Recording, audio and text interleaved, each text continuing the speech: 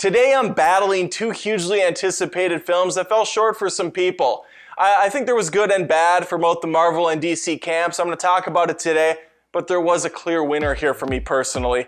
At the end, you vote, you comment, you give me your voice and your opinion, and right now you listen to what I have to say. Whether you agree or not, this is being forced upon you.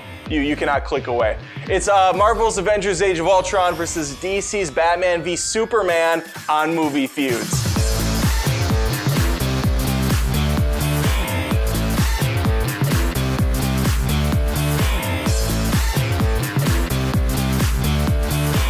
There's no question that Ultron has the bigger lineup of characters on display, but maybe it's a quantity over quality thing.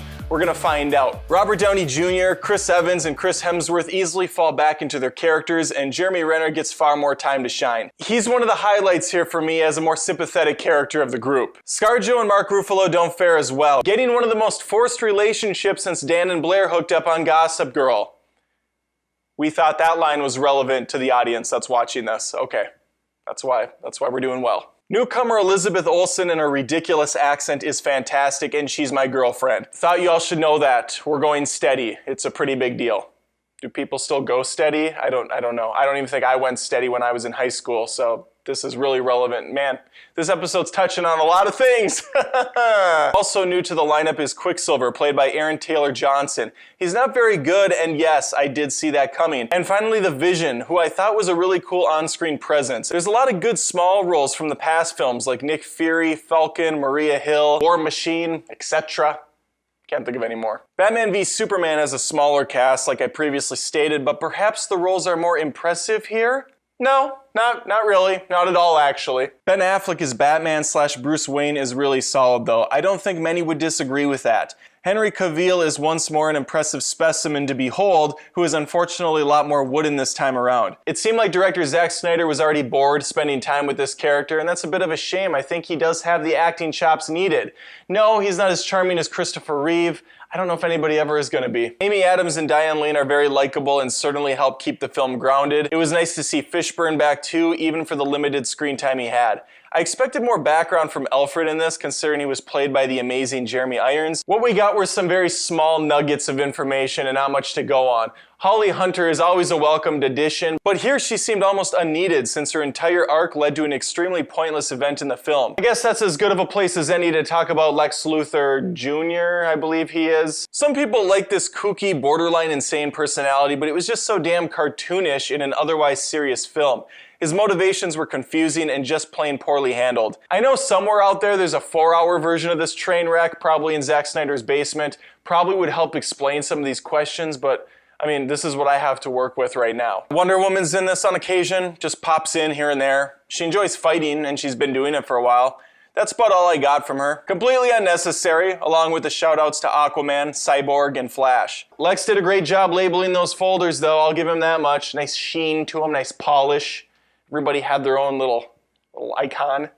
Everything was in place. Back to villains, Spader does an awesome job voicing the menacing creation Ultron. Some will say he was too jokey, not near as dark as the trailers portrayed. That's fair, I suppose. It worked for me in the context of the narrative. He was mirroring Tony's personality. It would have felt out of place if he was just this totally corrupt, evil persona. Would have been more awkward than when Jason Mesnick broke up with Melissa Mycroft on the series finale of The Bachelor, went with the runner-up instead off camera. Who's writing this show? Nobody knows this. This is a bit of a mess all around, but you'd be hard-pressed to find someone who argues BVS has a more coherent story than Age of Ultron. Were there ties to further movies in the franchise? Sure. Did the movie move a bit too fast? I suppose. Is the title a tad misleading, considering the Avengers took out Ultron in just a couple weeks, maybe an extended 3-day weekend? Absolutely. However, Ultron's motivations were clear. The Avengers team was already established and working together. The quick side story of Thor's spa day nonsense was very short-lived and didn't take away from the main plot, so I can forgive these instances. What I can't forgive is the mind-boggling events that unfold in Dawn of Justice. Batman and the villain Lex Luthor appear to have the exact same goal in mind, which is to kill Superman because he could possibly be a threat at some point. Why Lex Luthor even cares is such a perplexing thing to me. Superman didn't once interfere with his plans of anything. I know nothing about this kid. He's He's just effed in the head, and he hates Superman. Then there's Batman, the world's greatest detective, who didn't know that Superman had a mother. He didn't bother doing any background research on this guy at all. Figure out that he's Clark Kent. He can't figure out that this mammoth of a man puts on glasses and works at the Daily Planet. Are you kidding me? I can figure that out. I see that guy in the streets, I'm like, that's Superman. Then there's a courtroom scene where all the innocent people blow up, leaving the Man of Steel standing around the corpses. An extremely powerful image that frames the Man of Steel for murder. Wiped completely useless in the next scene where they immediately tell you the bomber was the dude in the wheelchair. What was the point of it? What's the point of half the shit that happens in this film? I don't know.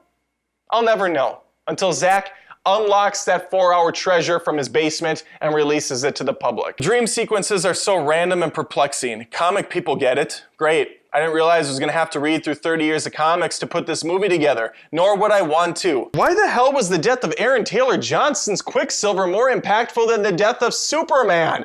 And that's not a compliment to Age of Ultron, that just means it was less crappy in that aspect. It shouldn't have been such a cold scenario. Remember how impactful it was when Jean Grey died at the end of X2? I do. It was emotional as hell. Because they slow rolled the buildup. They gave us a previous film with her. They let us know that she had these powers that she was ready to unleash, and then at the last second they take it all from us. But then we get a glimpse in the water below, the murky depths of this phoenix starting to rise, which of course is ruined in X3. But the promise of something better is there. And we still have the weight of what has occurred in the face of Cyclops, in the face of Wolverine, in the face of Xavier. It's all there. But in Man of Steel, we don't have that. Batman was friends with him for all of 5 minutes because their mom's name is Martha. That's not a relationship. That's not a strong foundation. Wonder Woman was in the movie for 5 minutes. I think she met Superman for 2 seconds when he said she wasn't with him. God! Age of Ultron knows what kind of movie it is. A fun, silly, and occasionally emotional superhero flick that most ages can enjoy. Not just 5% of the population that remembers issue 17 of Man of Steel from 1992. Let's just move on to something that's a bit more pleasant for the BBS fans out there. This isn't all bad, but most of it is. There is no denying the great cinematography and choreography littered through BVS. 2.5 hours of beautifully shot action and spectacle. The moment when the Dark Knight goes beast mode in a building full of baddies is almost worth the price of admission alone. That is the best fight in a Batman film to date, no question, and it dwarfs anything from Age of Ultron. The fight between Stark and Banner is cool, but it's basically just a large amount of CGI clashing.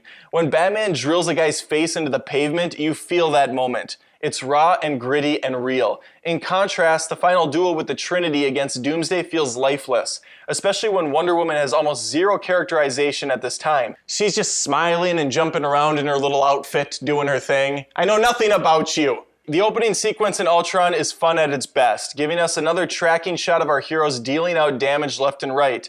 The final stand brings them together one more time in an incredible 360 pan as they hammer, blast, and smash their way to the end boss. The music in Avengers Age of Ultron was nothing special, but Batman v Superman had some very memorable songs by Hans Zimmer. It also had some not-so-great songs by Junkie XL, who is apparently never sleeping. He's done every film in 2015, and I'm sure 2016 will be the same. This guy's in everything. His electric guitar riffs were just too much and came across very campy. My opinion, of course, we all have them. Sometimes they don't always correlate. This show's called Movie Feuds for multiple reasons.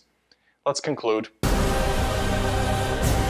I don't care for cheaters, I don't like them much, and that's exactly what Warner Brothers is being with this DC franchise. They want to have their cake and eat it too by jamming in as much crap into one film as they possibly can to set up further installments. They should have just focused on the 2 leads in a great solo story. Marvel slow-rolled this Avengers lead-up by giving big characters solo films first. That way they could focus the big ensemble pictures in a story that makes sense with some emotional investment in the cast. I've given you my thoughts, now it's your turn. Comment, vote, tell me I'm right or wrong, and remember, this is more than just reviews, this is Movie Feuds. I am excited for a Batman solo flick directed by Affleck. Don't take that from me, Warner Brothers. Don't you dare ruin this again.